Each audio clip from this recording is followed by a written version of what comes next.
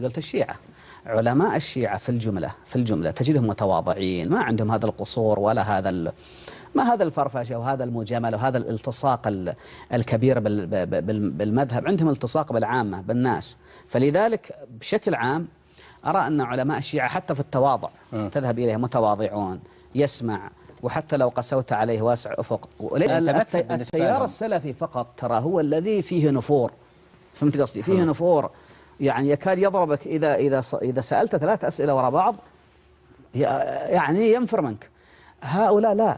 أنا جلست مع العلامة الخليلي، سألته في عمق المذهب ونزلنا ورد في غاية الراحة. هذول بيكسبونك طبيعي، هم مكسب بالنسبة لهم يعني. لا ليس بهذا سوء الظن يعني، لكن هم يدرسون العلوم العقلية والمنطقية والنفس العرفانية. لا بس أنت دائما عندما تتحدث عن الشيعة دائما تتحدث عن صورة وردية وصورة جميلة. حتى مثلا قلت هنيئا للشيعة في مقال لك وقلت حق للشيعة يوم القيامة أن يفخر ويقول الإمام علي والزهراء لأجل حبكم اضطهدونا وشردونا واتهموا أعراضنا وأذاقونا العلقم. صحيح. يعني وهل الشيعة سلمت أيديهم من الدماء وألسنتهم من الاعتداء؟ بس هم أخف. بس لو تعرف تاريخ الشيعة وما لقوا في سبيل حب محمد وآل محمد لعذرتني في هذا الكلام.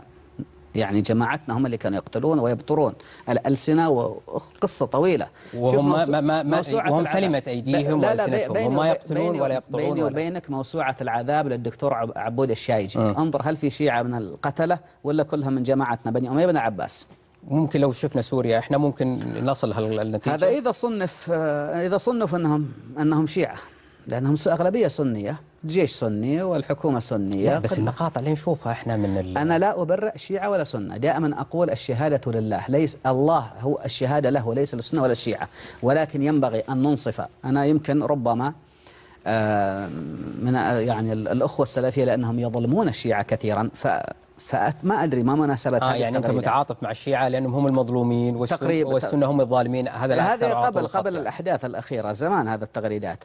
لكن عندما أنتم أولاد متعة، أنتم أولاد كذا، أنتم أولاد كلب، أنتم أولاد، يعني يا أخي الذم المباشر وعبدة أصنام وتفعلون والافتراءات، والله تتعاطف معهم وماسكين عبرتهم اليوم. زمان كان في سجون الحجاج وخالد القسري وغيره ملوك بني أمية جميعا يبقون رافعين يعني حب آل محمد وسط دول كارهة لآل محمد وتلعنهم على المنابر. هذا والله إعجاز للأمانة، هذا عمل يشكرون عليه.